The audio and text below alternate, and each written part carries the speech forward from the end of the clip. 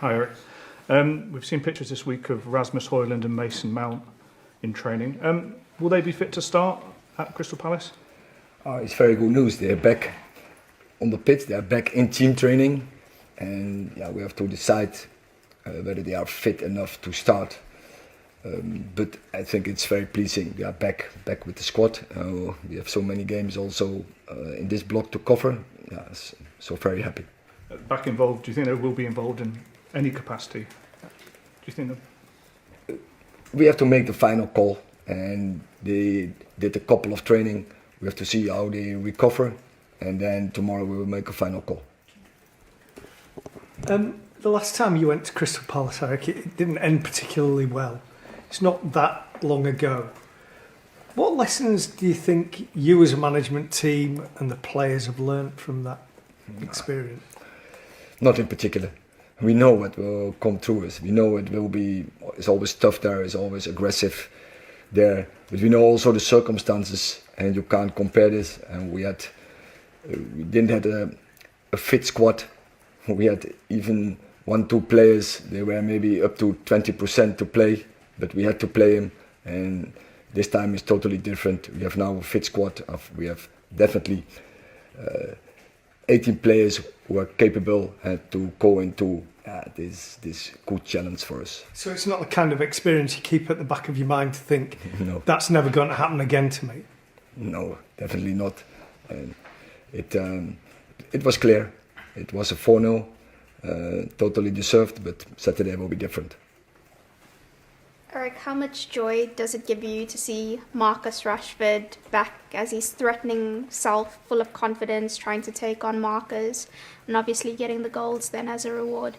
That's very good, of course, and that your striker, and that they starting to score when the season is very young. Strikers, they need that belief, and we have now a couple of players who are in the meanwhile on the scoring list. And this is very good for a team because that will strengthen their belief, and they will go up for more, and they will come more goals now. Stuart. Erik, you mentioned about Højlund and Mount, and in their time at United, they both had a few injuries. How much do they need a run of fitness really, and therefore you've got to be a little bit careful? Yeah, careful in top football. You always go through boundaries. So it's not avoidable, but when you have a full squad available, then it's more easy to manage the load.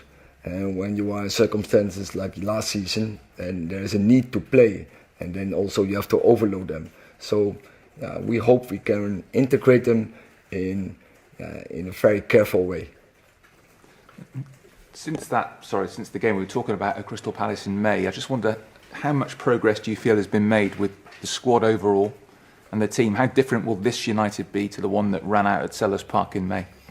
Yeah, maybe you can also compare it with the FA Cup final. I don't compare it, and because the circumstances in that moment in the season, I would say from February on, we had to every time to find 11 players who can construct a team, and now we are in a different place. We have 18 players, and we can pick a team. Thank you. Erik, there were a lot of talk of Anthony before the game on Tuesday. Is that the reaction that you wanted from him to see the way he performed? I think every player should give those reactions. You have to train hard. You have to perform in training. You have to earn the right to play. And when the moment is your chance, you have to take him.